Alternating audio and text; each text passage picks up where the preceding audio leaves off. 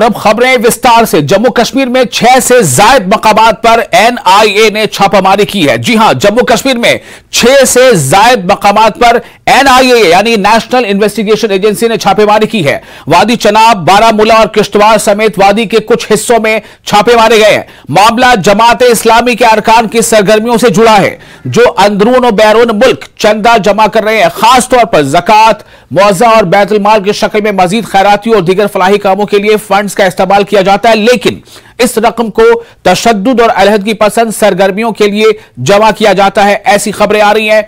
और एनआईए के 6 से ज्यादा मकामात पर इस वक्त खबर है छापेमारी की। एक बार फिर आपको बता दें कि वादी में कई मकामात पर यानी जम्मू कश्मीर में कुल 6 से ज्यादा मकामात पर, या ये 7 भी हो सकते हैं, 8 भी हो सकते हैं, 6 से ज्यादा मकामात पर एनआईए ने छापेमारी की है। वादी चनाब, बारामूला और किश्तवाड़ समेत वादी के कुछ हिस्सों में छापे मारे गए हैं।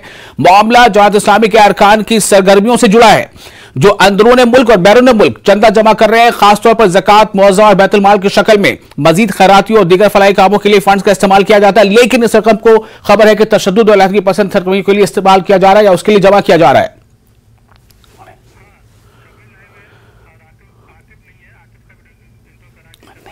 शब्बीर हमारे से जुड़ चुके हैं ज्यादा जानकारी के साथ श्रीनगर से। शब्बीर, क्या है पूरी जानकारी, कितने जगहों पर छापेमारी हो रही है और छापेमारी का कारण क्या बताया जा रहा है?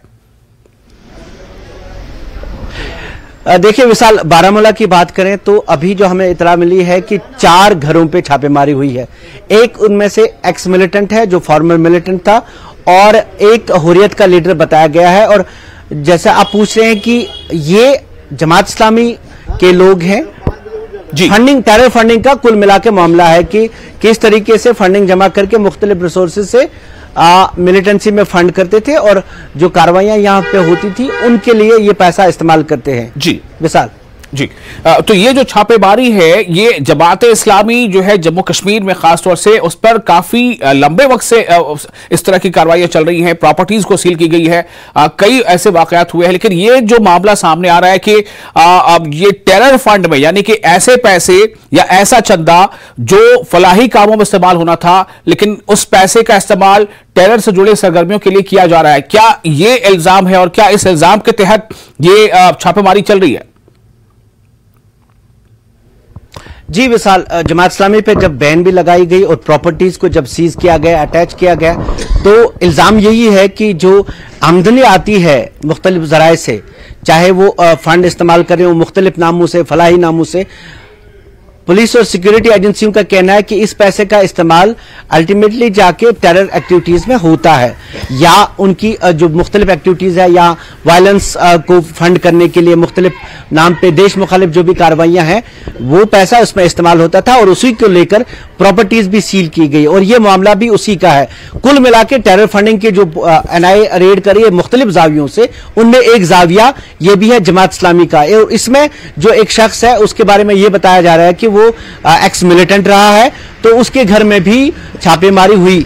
पहले 2 की इतलात आ रही थी, अब ये कि 4 घरों पे छापे मारे गए और ये छापेमारी हुई, मुख्तलिफ चीजों को वहां से सीज भी किया गया, लेकिन अभी तक साफ नहीं हुआ क्योंकि एनआईए की अक्सर ये इतलात नहीं दी जाती। एक प्रेस नोट इनका बाकायदा आता है कि क्या क्या सीज हुआ, लेकिन मामला टेरर फंडिंग का है और इसी मामले में ये कार्रवाइयां हो रही है। कल आपने देखा कि चार्जशीट्स भी अब बड़ी जल्दी ही चार्जशीट भी किए जा रहे हैं। कल भी एक अब्दुल रशीद, मौलवी रशीद के नाम से एक शख्स को जो नवंबर में गिरफ्तार किया जा चुका था, वो टेरर फंडिंग का ही एक तरीके से मामला था, वायलेंस को ये करने का, तो उनका भी कल चार्जशीट हुआ। तो एक तरीके से जितने भी मिलिटेंसी रिलेटेड कार्रवाइयां हैं, चाहे वो फलाही नामों पे आप पैसा जमा कर रहे हैं उनको भी देखा जा रहा है, चाहे सीधे तौर पे फंडिंग हो रही हो, चाहे नार्को टेरर हो, पूरे मिला के हर जाविये से अब शिकंजा कसता जा रहा है। बिल्कुल शब्बीर, और शब्बीर हमारे साथ श्रीनगर से जुड़े हुए, जबकि शब्बीर हमारे साथ आतिफ भी जुड़ चुके हैं, किश्तवाड़ से हैं हमारे साथ। आतिफ, आप किश्तवाड़ में हमें ये बताएं कि एनआईए की छापेमारी की जो खबर है वहां किश्तवाड़ में भी क्या छापेमारी हुई है और किन किन जगहों पर, कितने जगहों पर छापेमारी हुई है और लोग क्या बातें कर रहे हैं इस बारे में, छापेमारी क्यों हो रही है? जी देखिए, आज सुबह से ही नेशनल इन्वेस्टिगेशन एजेंसी की जो रेड है वो जिला किश्तवाड़ के तकरीबन 6 जगहों पर पड़ी हुई है और अभी भी चल रही है। अभी तक ये कंफर्मेशन नहीं है कि ये टेरर फंडिंग को लेकर है या फिर हवाला मनी को लेकर है, लेकिन इससे पहले भी एनआईए की रेड जिला किश्तवाड़ के अलग अलग जगहों पर पड़ी थी और ये कई लोगों की इसमें गिरफ्तारियां भी हुई थी और अभी भी जो है तकरीबन आधा दर्जन के करीब जिला किश्तवाड़ के टाउन के अंदर जो एनआईए की रेड है वो चल रही है। हालांकि इसमें अभी ये कंफर्म नहीं हो रहा है कि ये टेरर फंडिंग को लेकर ये रेड चल रही है या हवाला मनी को लेकर है, लेकिन इसमें ये देखा जा सकता है कि इससे पहले जो है टेरर फंडिंग को लेकर कई लोगों की यहाँ जिला किश्तवाड़ में गिरफ्तारियां हुई थी और उसी को देख के ये जो आज की रेड है, ये जो रेड है आज पड़ी है और इसमें एनआईए का जो प्रेस नोट है उसके बाद ही पता चल सकता है कि किस तरह की ये रेड थी और क्या इसमें कोई गिरफ्तारियां हुई है या कोई जो घर में जो चीजें हैं इस तरह की वो सीज हुई है। लेकिन फिलहाल जो है तकरीबन 6 जगहों पर एनआईए की रेड जिला किश्तवाड़ की अलग अलग जगहों पे अभी भी चल रही है। जी, मेरा सवाल ये है आतिफ कि ये जो रेड चल रही है ये किसी के मतलब लोगों के घरों पर हो रही है या किसी दफ्तर में हो रही है या किसी ऐसे इदारे में हो रही है, क्या इस बारे में कोई जानकारी मिल पाई है? अजीज देखिए, सोर्सेस से ये खबर मिल रही है कि तकरीबन 5 जगहों पर जो रेड है वो लोगों के घरों में पड़ी हुई है, लेकिन इसमें एक हिलाल हेल्थ सेंटर जो है वहां पर भी जो रेड ये एनआईए की चल रही है, जो अभी सोर्सेस से हमें खबर मिल रही है। तकरीबन 6 जगहों पर कुल मिलाकर ये रेड चल रही है और फिलहाल अगर देखा जाए जो हेल्थ सेंटर यहाँ पर है, हिलाल हेल्थ सेंटर जो है वो यहाँ पर एक एनजीओ है और एनजीओ के तहत वो लोगों की यहाँ पर हमने देखा कि जब भी यहाँ पर एक्सीडेंट होते हैं तो हिलाल हेल्थ सेंटर ने वहाँ लोगों की भी काफी मदद की है, चाहे वो यहाँ के जो पेशेंट उन्हें शिफ्ट करने में या दूसरी बाकी जो चीजें हैं उनमें मदद करने के लिए। लेकिन फिलहाल एनआईए की रेड उस हिलाल हेल्थ सेंटर पर भी है और कुछ देर के बाद ही ये पता लग सकता है कि ये टेरर फंडिंग को लेकर थी या हवाला मनी को लेकर थी, जब तक एनआईए का प्रेस नोट जो है वो सामने नहीं आता है। जी शब्बीर, आप कुछ और जानकारी देना चाहेंगे? जी विशाल, अभी जो इतलात आ रही है कि तकरीबन आधे दर्जन मकामात पर बारामूला में ये आधे दर्जन घरों पे ये रेड्स चल रही है और कनेक्शन जमात इस्लामी का बताया जा रहा है, क्योंकि जमात इस्लामी का हुर्रियत के साथ ताल्लुक रहा है और कई लोग जो एक जमाने में जमात के एक ग्रुप के साथ थे वो मिलिटेंसी में भी शामिल हुए थे। तो 2 के बारे में तो साफ तौर पे नाम भी आया है, लेकिन नाम लेना अभी मुनासिब नहीं होगा क्योंकि एनआईए का एक प्रेस नोट आएगा उससे साफ होगा। लेकिन आधे दर्जन मकामात, आधे दर्जन के आधा दर्जन घरों पे ये छापे हो रहे हैं, यानी आधा दर्जन से ज्यादा लोगों की पूछताछ हो रही है, उनके घरों पे तलाशी हो रही है और एंगल जो हमें अभी तक पता चला है वो जमात इस्लामी का है और उसका कनेक्शन टेरर फंडिंग के साथ वो है, वही तलाशा जा रहा है। एक केस पहले से दर्ज है, उसी की छानबीन हो रही है। चलिए, बहुत शुक्रिया आतिफ और शब्बीर आप दोनों का। और इस खबर के बाद आगे बढ़ेंगे और अगली खबर यह है कि बारामूला के पटन करेरी के वानी गांव में हुए एनकाउंटर में 2 दहशतगर्द मारे गए और इनकी शनाख्त शाकिर माजिद नजार और हन्नान अहमद के तौर पर की गई है। फिर से एक बार आपको बता देता हूं, सुबह से इस खबर को आप लोग दिखा रहे हैं कि बारामूला के पटन करेरी के वानी गांव में एनकाउंटर चल रहा था। फिर हमने बताया कि एनकाउंटर में जो है दोनों तरफ से फायरिंग हो रही है। फिर हमने आपको यह बताया कि किस तरह से 2 मिलिटेंटों के जख्मी होने की यानी मारे जाने की खबर आई थी। फिर ये अब उनके नाम भी आपको बता रहे हैं कि एनकाउंटर में जो 2 दहशतगर्द मारे गए हैं उनकी शनाख्त हो गई है, शाकिर माजिद नजार और हन्नान अहमद के तौर पर की गई है। दोनों मकामी दहशतगर्द हैं, स्थानीय हैं, मकामी हैं और इनका ताल्लुक ममनुआ दहशतगर्द तंजीम यानी प्रतिबंधित जो आतंकवादी संगठन है ममनुआ दहशतगर्द तंजीम लश्कर से बताया जा रहा है। वाज़ेह है कि वानी गांव में यह एनकाउंटर उस वक्त शुरू हुआ है जब यहां रिहायशी मकान में मिलिटेंटों के छिपे होने की खबर मिली थी, सूचना मिली थी। सिक्योरिटी फोर्सेज ने रात में ही इलाके का मुहासरा किया। जो ही इस जगह पर सर्च शुरू की गई तो इसी दौरान फायरिंग का तबादला शुरू हुआ था और इस तबादले के बाद यह देर तक क्रॉस फायरिंग होती रही। फायरिंग के नतीजे में 2 मिलिटेंट मार गिराए गए और उनकी शनाख्त भी अब हो चुकी है। दहशतगर्दाना कार्रवाई को अंजाम देने के लिए यहाँ पर मौजूद है। इस इत्तला का महसूल होते ही जो है हमने एक जॉइंट कॉर्डन लॉन्च किया आर्मी 29RR SSB के साथ। दौरान सर्च एक घर में से कुछ टेररिस्ट ने हमारी सर्च पार्टीज पे हमला किया, फायरिंग की। जवाबी कार्रवाई में जो है 2 टेररिस्ट मारे गए हैं। ये टेररिस्ट शोपियन जिले से वाबस्ता है, वहां के रहने वाले हैं। इनकी पोजीशन से एक AK-47 राइफल, एक पिस्टल बरामद हुआ है। इस मसले में जो है हमने FIR रजिस्टर करके तफ्तीश शुरू कर दी है। इस तफ्तीश के दौरान जो भी जानकारी आएगी वो आपके साथ शेयर की जाएगी। और इसी के साथ फिलहाल यहां पे एक छोटा सा ब्रेक लेते हैं। ब्रेक के बाद खबरों का सिलसिला जारी रहेगा।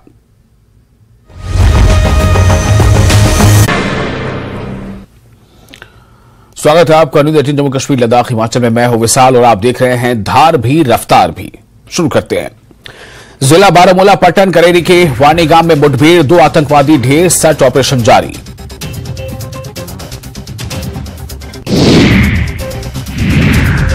जम्मू कश्मीर में होने वाली G20 बैठक को लेकर बड़े हमले की धमकी के बाद जम्मू कश्मीर में हाई अलर्ट जारी। भारत पाकिस्तान नियंत्रण रेखा से लगे पुंछ जिले में भी अलर्ट जारी किया गया है।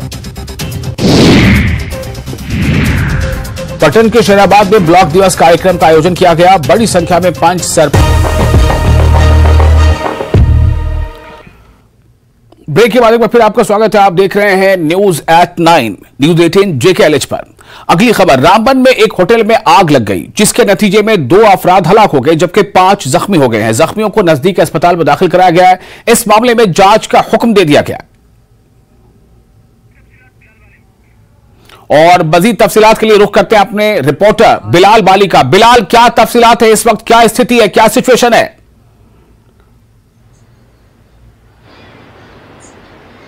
देखिए विशाल, ये जो सनासर के मकाम पर मां शांति होटल में आग लगने का वाकया है, रात तकरीबन 3 बजे के करीब का वाकया है। जब आग जो इस होटल से भड़क उठी उसके बाद फायर टेंडर्स को कॉल किया गया और फायर टेंडर्स ने इस वक्त जो है आग को काबू में ले लिया है।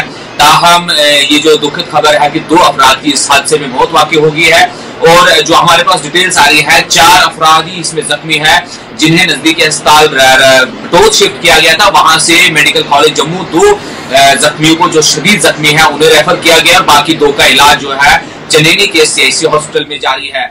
इस जिम्मे में जिला इंतजामिया ने एक ऑर्डर भी इनिशिएट किया है कि इस पूरे मामले की तह तक जांच होगी, एक मजिस्ट्रियल इंक्वायरी होगी। उस इंक्वायरी के जो हेड करेंगे वो ADC हरबंस शर्मा है और उनके हमरा जो तहसीलदार रामबन है और फायर एंड सर्विस के जो ज्वाइंट डायरेक्टर है रामबन के, वो तीनों लोग मिलकर इसकी तफसीली जांच करेंगे कि क्या वजूहात रही होगी इस आग लगने की।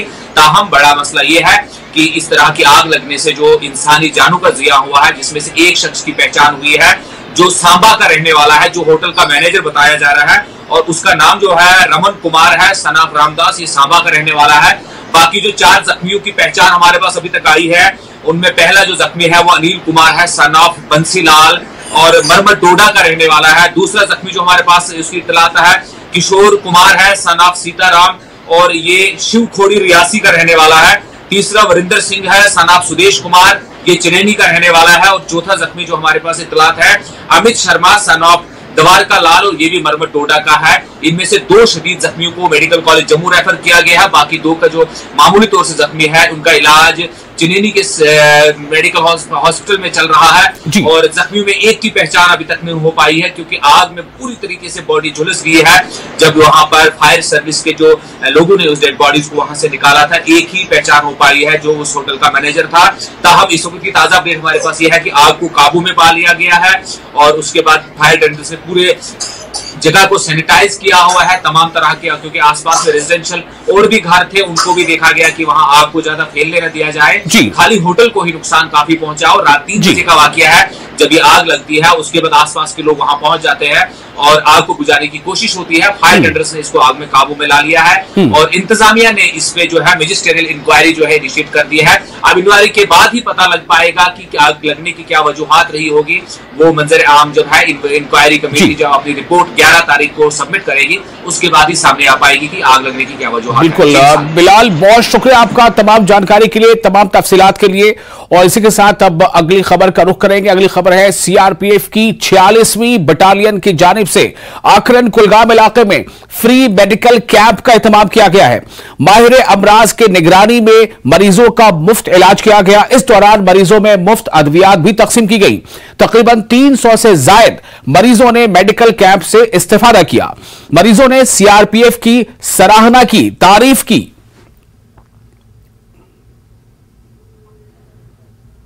बहुत शुक्रगुजार हूँ, डॉक्टर साहिबान भी सब आ गए यहाँ, और गरीबों लोगों के लिए बहुत अच्छी दवाई मिल रही है। इसलिए हमको बहुत आसान हो रहा है, और बहुत शुक्रगुजार है हम इस बात का कि जो हमारे गरीबों लोगों के लिए ये हिमायत हो रहा है। और इस दवाई के साथ हमको अंदाज़ा है कि हमको बहुत आज फ़ायदा मिलेगा, और आगे वास्ते भी हम ये फ़ायदा उठा सकते हैं। सीआरपी का कैंप था, उसमें बहुत डॉक्टर साहिबान ने ये तशरीफ लगाई दी। सीएपी कैंप बोलते हैं इसको, सिविक एक्शन प्रोग्राम। ये भारत सरकार की तरफ से अलग अलग सीआरपी को सभी को यहाँ पैसा दिया जाता है। उसके तहत जितना भी यहाँ डिप्लॉयमेंट है वो अपने एरिया के अंदर में कैंप लगाते हैं, जिसमें फ्री ऑफ कॉस्ट लोगों को स्वास्थ्य को चेक किया जाता है और फ्री ऑफ कॉस्ट मेडिसिन दी जाती है। ये लोगों के अंदर में उनको स्वास्थ्य देने के लिए, क्योंकि जो बुजुर्ग आदमी हैं वो हॉस्पिटल तक नहीं जा सकते हैं, उनको यहीं उनके नज़दीक में दवाई दी जाती है और चेकअप किया जाता है। और जम्मू कश्मीर में होने वाले G20 इजलास के हवाले से बड़ा हमला करने की धमकी के बाद जम्मू कश्मीर में हाई अलर्ट जारी है। Bharat Pakistan line of control से मुतसिल जिला पुंछ में भी अलर्ट जारी कर दिया गया है। जिले में सिक्योरिटी फोर्सेज ने कई मकामात पर खुसूसी नाके लगाए हैं। कौमी शाहराह के साथ साथ जिले की दाखिली सड़कों और लिंक रोड्स पर फौज, पुलिस, एसओजी और सीआरपीएफ की बड़ी तादाद जदीद हथियारों से लैस पूरी मुस्तैदी के साथ तैनात है। हर आने और जाने वाली गाड़ी और यहां तक कि पैदल चलने वालों पर भी बारीक नजर रखी जा रही है और जांच पड़ताल के बाद ही आगे बढ़ने की इजाजत दी जा रही है। दहशतगर्दों की हर साजिश को बरवक्त नाकाम बनाया जा सके, इसी की कोशिश है। भाटा दुनिया में हुए आतंकी हमले के बाद जम्मू कश्मीर में एक बार फिर आतंकियों द्वारा धमकी दी गई है कि वो किसी बड़े हमले को अंजाम दे सकते हैं, क्योंकि इसी महीने जम्मू कश्मीर में G20 की बैठक होने वाली है, जिसको लेकर आतंकी पहले ही जो है खफा हैं और इसको लेकर जो है जम्मू कश्मीर में हर तरफ जो है अलर्ट जारी कर दिया है। उसी तरह पुंछ जिला जो नियंत्रण रेखा सटा हुआ है वहां पर भी जो है सुरक्षा चौकस कर दी गई है और आप देख सकते हैं रात का समय है और किस प्रकार जो सुरक्षा बलों के अधिकारी और जवान जो है यहाँ पर जो है वाहनों की जाँच कर रहे हैं। बाहर से आने वाली किसी भी गाड़ी को जो है बिना जाँच के आगे नहीं बढ़ने दिया जा रहा है और पूरी बारीकी से जो है इस जांच की जा रही है ताकि किसी प्रकार का कोई जो है वहां पर लूप होल ना रहे, क्योंकि जिस प्रकार भाटा दोड़िया में हमला हुआ है उसके बाद कहीं ना कहीं सुरक्षा बल किसी तरह का भी कोई चांस नहीं लेना चाहते हैं और उनकी यही कोशिश है कि यहाँ पर जो है आतंकियों को नकेल कसी जाए और किसी प्रकार का किसी हमले को अंजाम ना दिया जाए, क्योंकि पहले से ही जो है नियंत्रण रेखा सटा होने के कारण पुंछ में कई तरह की चुनौतियां रहती हैं, लेकिन उसके बावजूद जो है सुरक्षा बल पूरी चौकसी से यहाँ पर अपने काम को अंजाम दे रहे हैं ताकि आने वाले दिनों में जो आतंकियों ने धमकी दी है उसको नाकाम बनाया जा सके। Munish Sharma, news 18 network, Poonch. और इसी के साथ पटन के होशंगाबाद में ब्लॉक दिवस प्रोग्राम का इनेकाद किया गया। प्रोग्राम की सदारत एसडीएम पटन सैयद फहीम बहिकी ने की। इस ब्लॉक दिवस में पंचों, सरपंचों और दीगर लोगों की बड़ी तादाद ने शिरकत की। लोगों ने अपने दरपेश मसाइल से मुतालिक सवालात उठाए और अपनी शिकायत से अफसरान को आगाह किया और कुछ मसाइल मौके पर ही हल कर दिए गए। कुछ कामों पर लोगों को यह यकीन दिलाया गया कि वो तरजीही बुनियादों पर यानी प्राथमिकता के आधार पर इन्हें हल कर दिया जाएगा। उसी के चलते जो ये मेगा ब्लॉक दिवस है डिस्ट्रिक्ट बारामूला का, वो हम लोगों ने यहाँ आज खोरशेराबाद में रखा हुआ है। डिप्टी कमिश्नर साहिबा की डायरेक्शंस पे हम लोग यहाँ पे पूरे आए। यहाँ पे जो तमाम लाइन डिपार्टमेंट्स हैं उन्होंने यहाँ पार्टिसिपेट किया। डिफरेंट जो लोगों की डिमांड्स हैं वो यहाँ पे सुनी गई। जो पुराना हम लोगों ने यहाँ पे काम किया through PRIs and through different departments, उनको भी हम यहाँ पे हम लोगों ने हाईलाइट किया। सारे काम जो हैं उनको हम लोगों ने यहाँ हाईलाइट करके जो नई डिमांड्स हैं वो लोगों की हम लोगों ने ली यहाँ पे, एंड उसी के चलते जो आगे के प्लान्स हैं वो उन्हीं डिमांड्स पे हम लोग बनाएंगे। और इस वक्त एक ब्रेकिंग न्यूज खबर आरएसपुरा से है। आरएसपुरा से इस वक्त की एक बड़ी खबर, जम्मू कश्मीर के आरएसपुरा से बड़ी खबर, मुश्तबा ड्रोन देखा गया है। जम्मू कश्मीर के आरएसपुरा से बड़ी खबर, मुश्तबा ड्रोन देखा गया। हिंद पाक इंटरनेशनल बॉर्डर के करीब मुश्तबा ड्रोन देखा गया, यानी संदिग्ध ड्रोन, संदिग्ध सस्पिशियस संदिग्ध ड्रोन देखा गया। आरएसपुरा से सबकी बड़ी खबर, मुश्तबा ड्रोन देखा गया। ये ड्रोन कहां से आया, क्या मकसद है? हिंद पाक इंटरनेशनल बॉर्डर के करीब मुश्तबा ड्रोन, यानी अंतरराष्ट्रीय जो सरहद है हिंदुस्तान और पाकिस्तान की, उसके करीब में एक संदिग्ध ड्रोन देखा गया है। यह आरएसपुरा से बड़ी खबर है। बहुत ज्यादा अलर्ट पर है सुरक्षा के जवान, आर्मी, फौज सब, इसलिए कि कश्मीर में होना है G20 का इजलास और इसको लेकर के लगातार इलाके की जो है स्कैनिंग हो रही है, सर्च ऑपरेशन हो रहा है, कई मुठभेड़ हो रहे हैं। जैसा आज आपको सुबह आपने बताया कि बारामूला में मुठभेड़ हुआ, वहां 2 मिलिटेंट मारे गए। और इसी बीच ये खबर आ रही है कि आरएसपुरा के करीब हिंद पाक इंटरनेशनल बॉर्डर करीब मुश्तबा ड्रोन देखा गया है, संदिग्ध ड्रोन देखा गया है। इलाके में सर्च ऑपरेशन बढ़ा दिया गया है। क्या ड्रोन वापस हुआ, क्या ड्रोन कहीं पर वो लैंड कर पाया, उतरा, ड्रोन में आखिर क्या था, ड्रोन में क्या हो सकता है, ऐसे कई सवाल हैं। और ये ड्रोन किसको मदद पहुंचाने के लिए आया था, क्या चीज की इस पे जो है ट्रांसपोर्टेशन हो रही थी, कई ऐसे सवाल हैं जिस पर अभी लगातार इसका जवाब ढूंढने की कोशिश हो रही होगी। आरएसपुरा से बड़ी खबर आ रही है, जम्मू कश्मीर से मुश्तबा ड्रोन देखा गया है, संदिग्ध ड्रोन देखा गया है। हिंद पाक इंटरनेशनल बॉर्डर के करीब मुश्तबा ड्रोन की सरगर्मी, संदिग्ध ड्रोन की गतिविधि, सरगर्मी देखी गई है। और इसी को लेकर जो सुरक्षा के जवान हैं, जो आर्मी के जवान हैं, वो काफी अलर्ट हैं। सर्च ऑपरेशन जारी है, तलाश किया जा रहा है क्या ड्रोन वापस गया या ड्रोन कहीं लैंड कर गया, ड्रोन में क्या आया था, उस पर क्या हो सकता था, किसे वो उसको कुछ सामग्री भेजी जानी थी, ऐसे कई सवाल हैं। जब तक वो ड्रोन के बारे में मुकम्मल जानकारी मिल नहीं जाती तो इन सवालों के जवाब नहीं मिल सकते, इसलिए सर्च ऑपरेशन जारी है।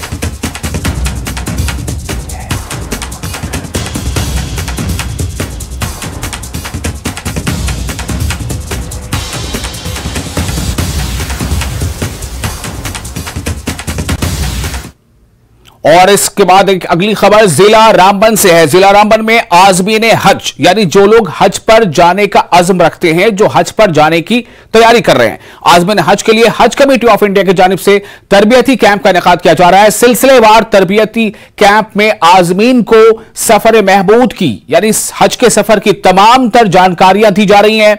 इस जिम्न में जिला हेडक्वार्टर रामबन और बानिहाल में मुख्तलिफ कैंपों का इनेकाद अमल में लाया जा रहा है। हज कमेटी ऑफ इंडिया की जानिब से मुकर्रर किए गए माहिरीन की जानिब से यह तरबियत दी जा रही है। वाज़ेह है कि हर साल हज कमेटी ऑफ इंडिया की जानिब से आज़मीन हज, यानी जो हज पर जाने वाले हैं, जो एप्लीकेंट्स हैं, जो अभ्यर्थी हैं, आज़मीन हज के लिए ऐसे तरबियती कैंप का इनेकाद किया जाता है। और इस साल भी मरकजी जामा मस्जिद बानिहाल, कदीम मस्जिद शरीफ रामबन और आइंदा दिनों में जामा मस्जिद इमाम आबाद रामबन में भी इस तरह के तरबियती कैंप का, यानी ट्रेनिंग सेशन का इनेकाद किया जाएगा। शुक्र है हम सारे हाजी साहिबान इधर मरकजी मस्जिद शरीफ में जमा हो गए और इंशाअल्लाह हमें इधर तरबियत दिया गई है, कैसे क्या करना है, कैसे अंजाम देना है। ये अल्लाह ताला का लाख लाख शुक्र है। अल्लाह ताला की बहुत मेहरबानी है, करम है कि हम गुनाहगार लोगों पर इतना एहसान अल्लाह ताला का है, हम कभी है। और इसके साथ ही न्यूज एट 9 में फिलहाल इतना ही, लेकिन न्यूज 18 JKLS पर लगातार बड़ी और अहम खबरों का सिलसिला जारी रहेगा।